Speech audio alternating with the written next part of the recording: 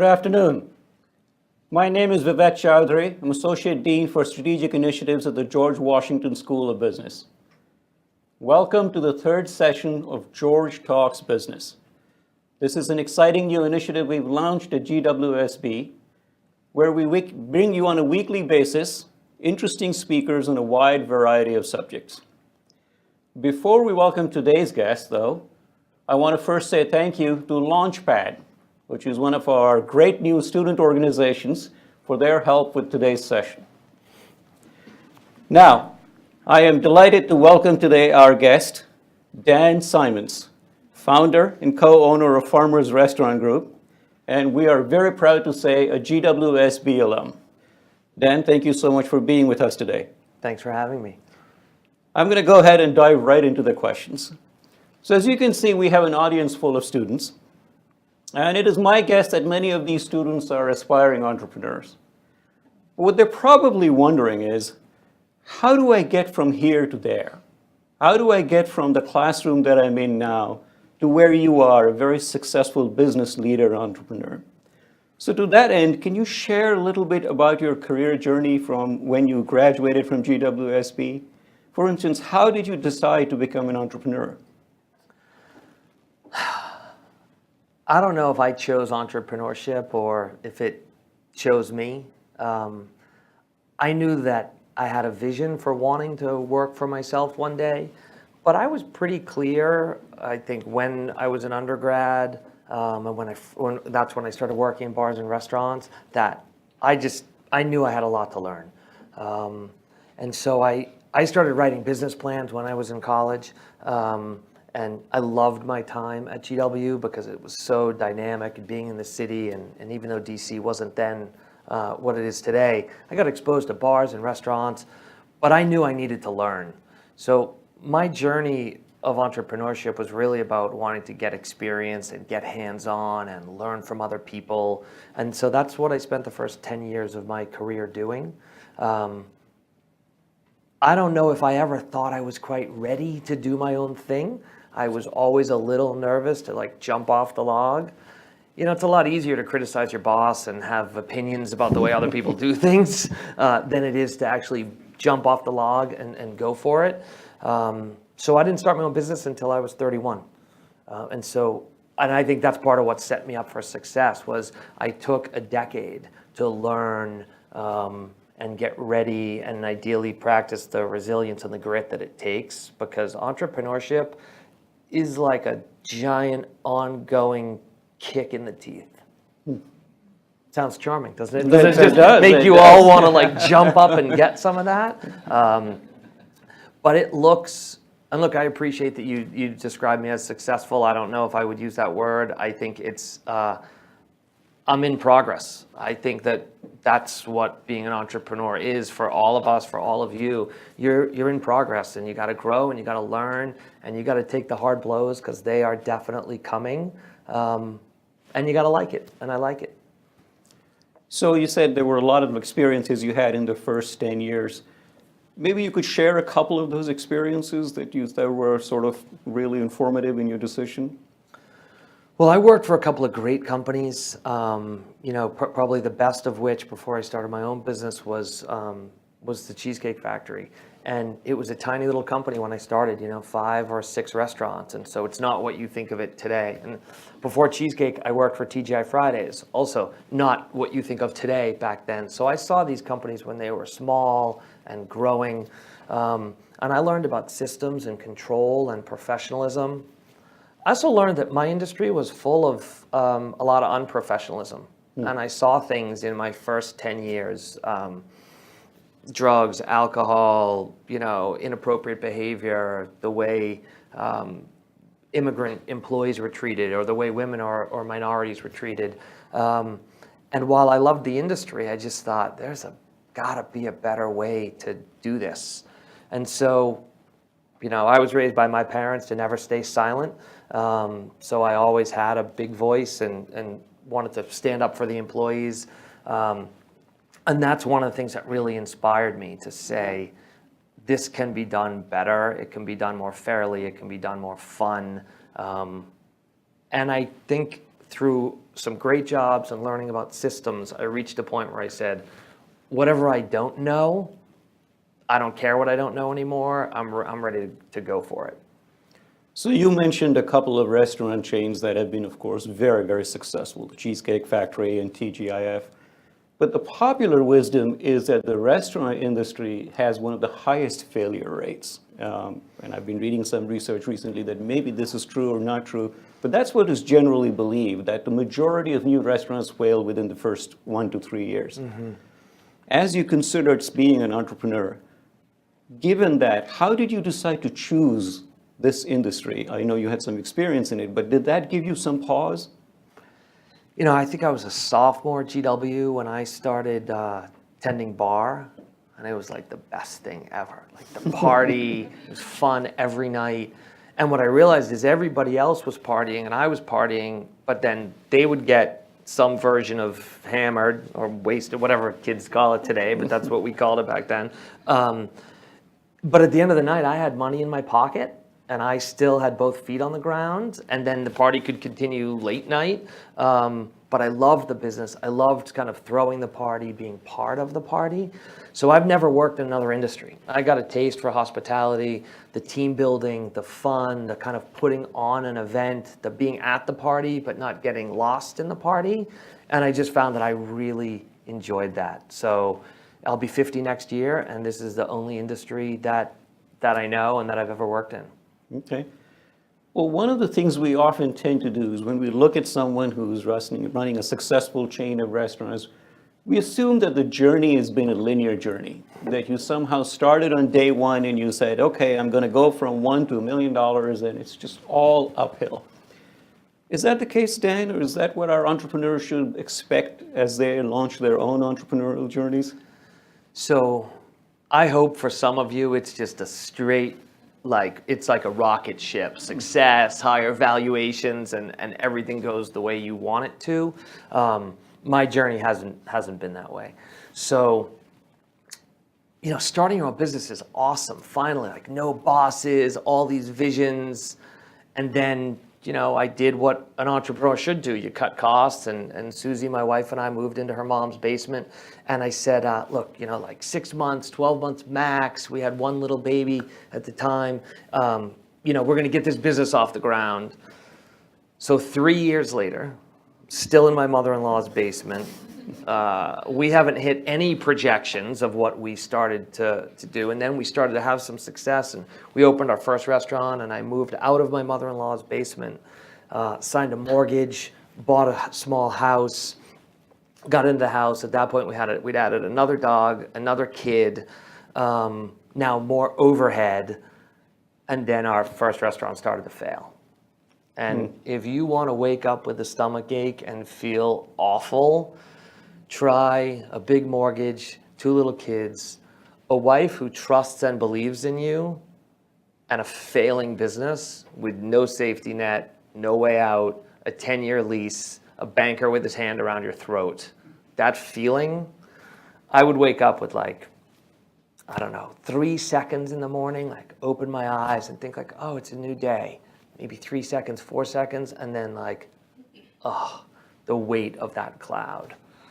So my partner, Mike, and I, who I love dearly, and partnership's a huge part of my life, you know, we lost $1 million we didn't have. We had to pay it all back. I thought we were going to file personal bankruptcy. I thought we might lose the house.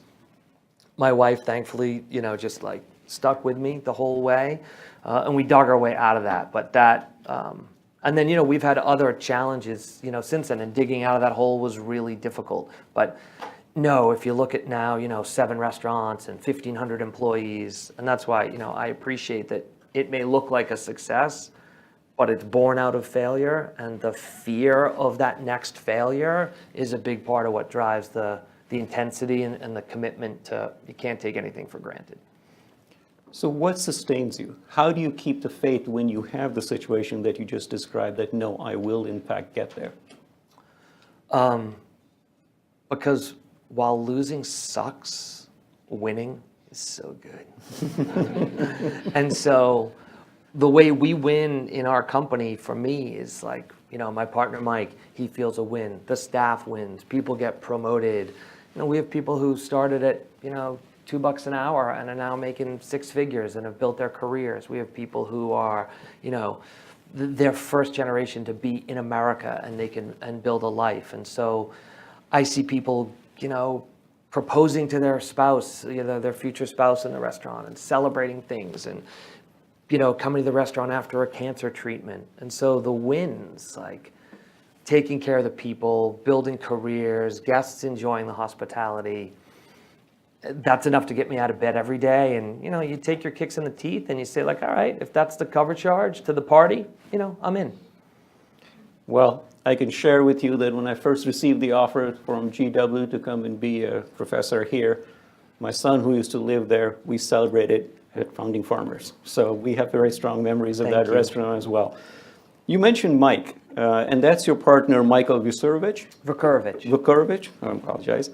You founded your own firm with him, Vukurovich Simons Advisory Group, in 2004. Can you comment on how you came together as a team and how important that was to you? So Mike was one of my first bosses. He hired me when I was 23 years old, and he was an executive at the company. And so for several years, he was a boss and a mentor. Not so much a close friend per se, but he really embraced my approach to kind of life and career, which was, I was taught by my dad, everybody's equal. All people are equal. You're never better than anybody, and you're never worse than anybody. And my dad said, don't look up at anybody, look across the table. Because as soon as you look up at someone, they have to look down at you, and don't create that dynamic. You can admire things that people accomplish, but you don't know enough about someone entirely to put them on some pedestal above you. And why should you have somebody looking down at you? So I took that philosophy with me, and Mike Vukurovich embraced it. And even though he was this, he's 15 years older than me and better and has all this experience and knowledge, but he was an incredible mentor. And eventually because as a great boss, you can't fear your people. You can't worry about developing someone and letting them become better than you. That's really what you should be going for as a boss or a mentor. So we worked together for years, and then we worked apart for a bit. And then I called him and said, hey, what are you going to do next? And he said, I'm going to start my own thing. And I said, let's do it together. And that, it was at 2003. So we decided to start the company together. So it really went from boss to mentor to friend to business partner. And it's just been a wonderful journey. Okay. That's a great lesson. What advice would you give aspiring entrepreneurs who want to develop that kind of a mentorship, who want to find their own Mike Vukurovich? So I think the first thing is you got to know yourself. You really need to know what your strengths are, what your passions are, and you need to know what you don't have. For Mike and I, it was clear to me from the beginning of that relationship that he had a lot I didn't have, but I believed that I had something he didn't have. And I never looked to just take anything from him. I think as you're developing these kind of relationships, you want to look for what you can give. How do you help? How do you contribute to that person? So I'm not a fan of go find a mentor. I'm a fan of go build awesome relationships. Contribute to somebody else. Help somebody else succeed and win. Make it about your team or the people around you. And I think what inevitably comes out of that are a bunch of different awesome relationships. Partners, mentors, friends, mentees, wingman, wingwoman. But I think it stems from that genuine, how do I contribute to somebody else? Great. I'm going to shift gears a little bit and talk some more about some of the guiding principles that you use in your professional life and as you run your businesses. Let's start with decision making, something that obviously every business owner and every leader has to do. What are some of your guiding principles for decision making? For instance, as you decide when and where to open a new restaurant, you have a new one, you said, in King of Prussia, or how you set the menu or the pricing, or equally importantly, how do you maintain that consistency of quality across all your restaurants? I do think when it comes to decision making that we all benefit from a framework and having our feet on the ground. there's just too much in business that can throw you off. There's greed, there's bad decisions of others, there's pressure and what feels like no-win situations. So I can see how people end up making decisions they regret. I have a phrase that I live by, which is a life with no regrets. And the way that I end up trying to deliver on a life with no regrets is to have foresight and to understand the impact of my decisions. And like, if I do this, then what? Where do we be? Am I happy with that? Okay, rewind. And so giving myself almost my own little case studies to envision where things might go. When we started the restaurant company, we came up with a phrase, through the eyes of the farmer. And that became the grounding principle through which we make all of our decisions. So Mike and I's business partners are a large group of American family farmers, mostly in North Dakota. And as I got to know them over the years, a lot of the positive stereotypes are true. They care about their community. They think super long-term, multi-generationally. They're not swayed by today's pressure, and they don't make, bullshit excuses about the weather. They just take whatever comes. So we try to pull all of our decisions through the eyes of the farmer and make really grounded long-term decisions. And a farmer doesn't exit the business or do things dramatically differently because prices are down or prices are up. So for me, it's about being principally centered. And I can't tell anybody what your principles are. You need to know. And if you know and you're clear when you're really tested, and make no mistake about it, as entrepreneurs, I promise you, you will be tested. You will find yourselves in situations where it is much easier to do the easy or comfortable thing than to do the right thing. You will be in situations where you'll make a lot more money if you do the easy thing. But if you want to do the right thing, you got to know going into the situation the principles that your feet are anchored in.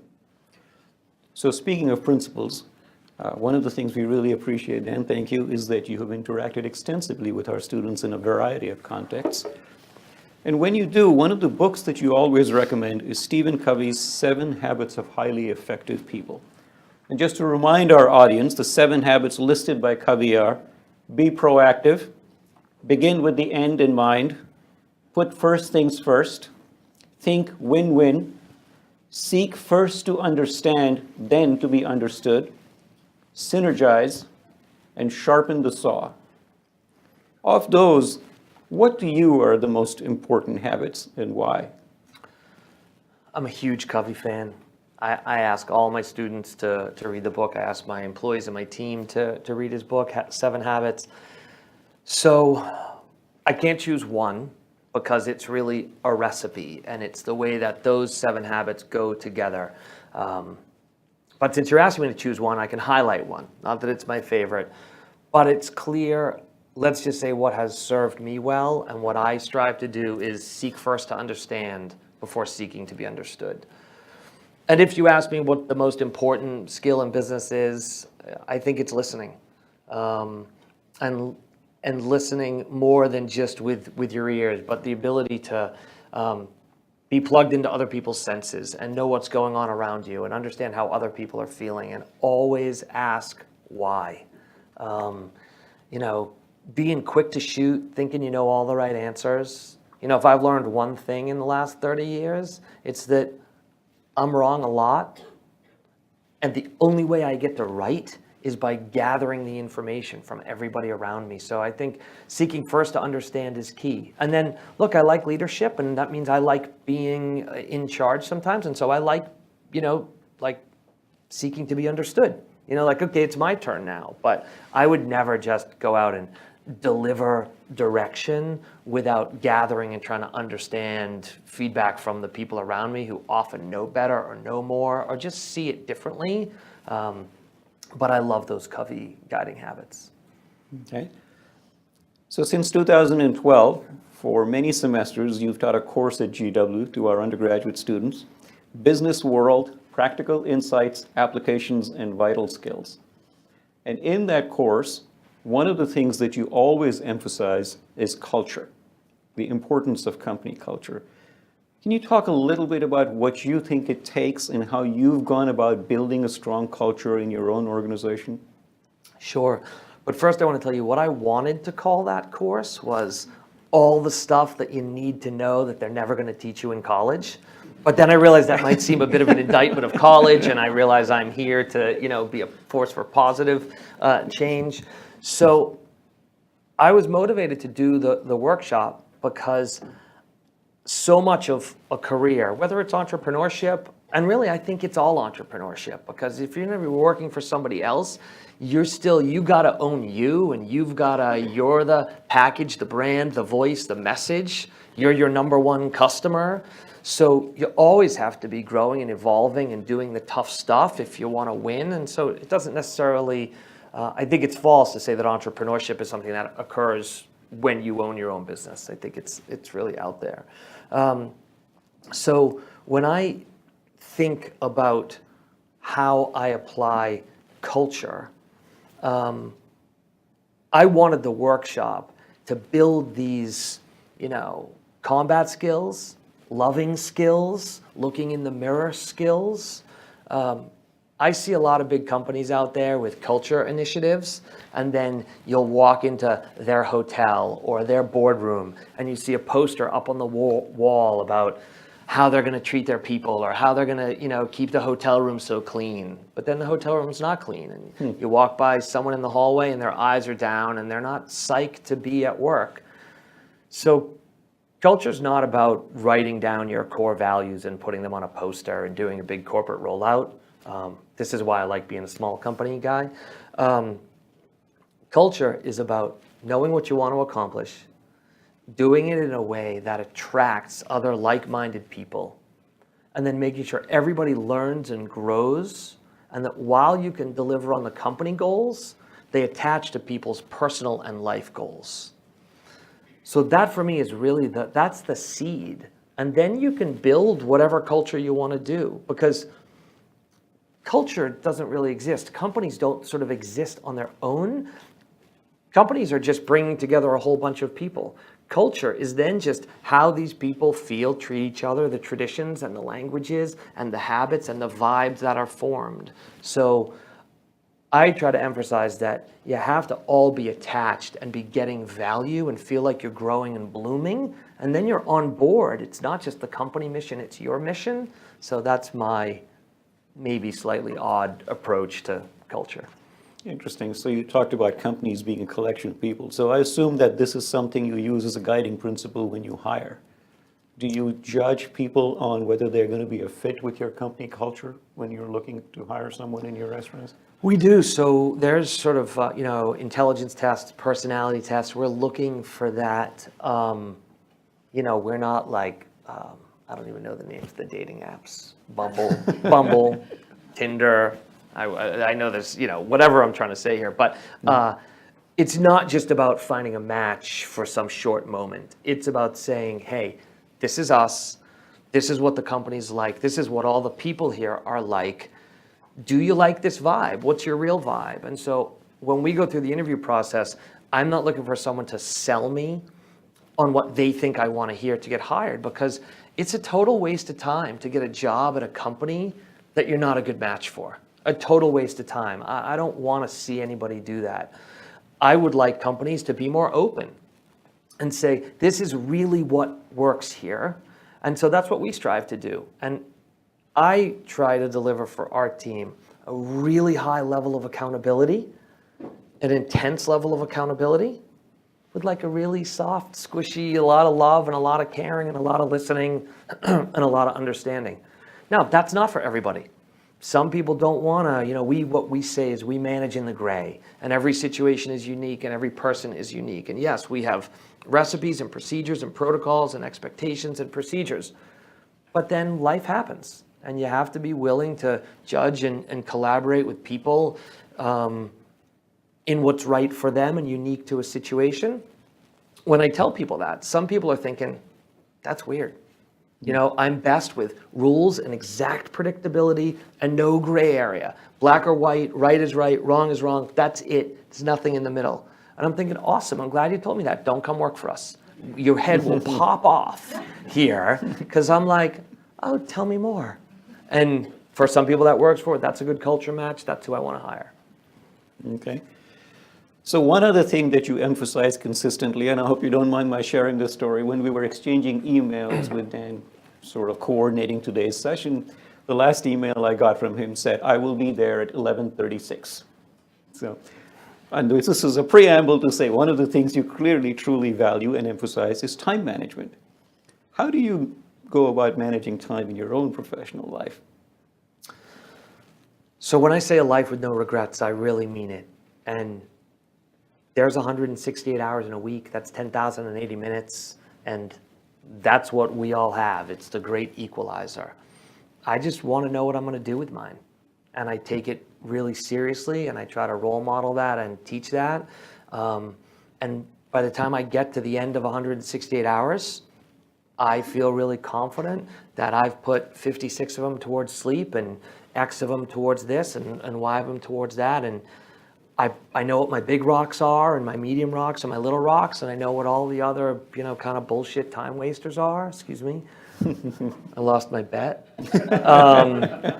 And so I think the first step with time management is not about jamming more stuff into life. It's about choosing what are your highest value things. Like, I want to have it all, but it's not everything. It's all with a capital A. It's the stuff that I've decided that's most important, the roles in my life. For me, it's being a dad, being a husband, being a son to my mom, being a brother to my sisters and my bro, and being a boss. So, okay, I have 10,080 minutes this week, and then there's 52 blocks of those. And, I could die like right now, and then it's just over. I mean, that'd be like distressful for you, distressing. But We have another 4 minutes to go. I'll try not to die till the end. But I don't know, a life with no regrets.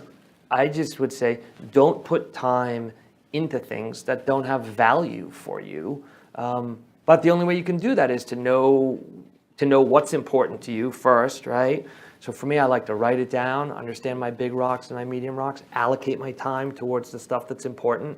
And to do that, you have to have the courage to edit, cut out the stuff that's not valuable. That friend from high school that's not really a friend, it just hangs on and annoys you. It's like, you know what? I'm done there. That's not to any of my friends from high school. So I think through like ranking and editing and putting on your own oxygen mask first and taking care of yourself before helping those around you, it's not selfish to know what's best for you and what you want to accomplish and then doing that. So I built a whole curriculum around it, and I try to teach it in a manageable way. But I hate the time management stuff that is about fitting in more or doing more. If you love like watching cat videos on Insta, awesome. Plan for it, do it. Know it recharges your batteries and you love it. Don't do it for less time than you want, and don't do it for more time than is valuable. Just know what is valuable to you, and that's the way to allocate your time. That's great advice. And by the way, some of you might enjoy reading a book that a Harvard Business School professor has written called How Will You Measure Your Life, which was an interesting book on the same theme. Do you really allocate time to the things that you value the most? So I'm going to end with a question on something about doing good in the world. You founded something called Our Last Straw, which is about eliminating the use of plastic straws. Can you talk a little bit about how that came about, why it's a passion for you, and what the people watching today can do to help? This was a topic where I felt like I could go outside the four walls of our restaurant and make a bigger impact than just what we do. So in just the last 12 months, if I were in my restaurants, just my 3 in DC, if I were giving out plastic straws, probably would have given out over 1 million plastic straws just in my 3 restaurants, if we were just giving straws out with water and doing that. Well, we're not. But I realized that, I don't need some 9-year-old to do research to tell America that 500 million straws get done a day. I see it. I'm glad that kid did that. And I'm sad about the turtle in the video, but I'm glad it happened because that helped get the word out there.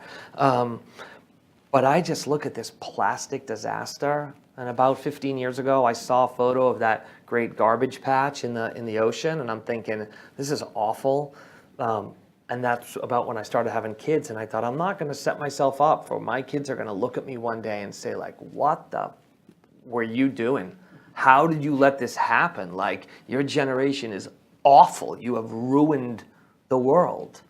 So for me, the plastic pollution is crystal clear. It's a huge problem, and we are doing something about it. So Our Last Straw is a business-led coalition. We've got hundreds of other restaurants and businesses to join us, give up plastic straws. It's just the beginning. Soon it'll be Our Last Plastic Fork, and then it'll be Our Last Plastic To-Go container and Our Last Plastic whatever. So we have a long-term vision for the nonprofit. But I wanted it to be a business-led coalition. I don't think that it should always be about NGOs feeling like they're swimming upstream. I wanted to show that conscious capitalists can make a difference. And restaurants can thrive and be profitable, and you can run a really great business. You don't need all that plastic and all that waste. And so far the coalition's been really successful. Laws passed in DC, enforcement. Now we're working on Maryland. We have a chapter of Our Last Straw opening in Boston. So we hope to grow it both on straws geographically and on other plastic items. And folks can go to ourlaststraw.org. And just as an individual, you can take the pledge, which we just say is like #StopSucking. Which is not a swear because I'm just like saying stop sucking. And then businesses can join, and that's how you can be part of the whole movement. Well, that's a wonderful message to end our conversation on. I know what I, for one, will always remember the phrase, a life with no regrets. So thank you so much, Dan, today for taking the time to be here and sharing your thoughts and your ideas. Can we give Dan a great big round of applause? Thank you. Thank you also to all of you who are here in the audience and joining us online. Please remember to join us again for the next session of George Talks Business. Our guest that day will be Dr. Donna Hoffman, Louis Rosenfeld Distinguished Scholar, Professor of Marketing, and co-director of the Center for the Connected Consumer here at GWSB. And she's going to talk about something that we all, I bet, are going to be influenced by at some point in our lives, the Internet of Things. That's when every device in our house is connected to the internet in some way. Just as a reminder, though, that talk is on February 25th, 2 weeks from now at noon, because next week, Monday, is President's Day, and we'll be observing President's Day. There will be no George Talks business session. So thank you again for being here, and I look forward to seeing you at the next session.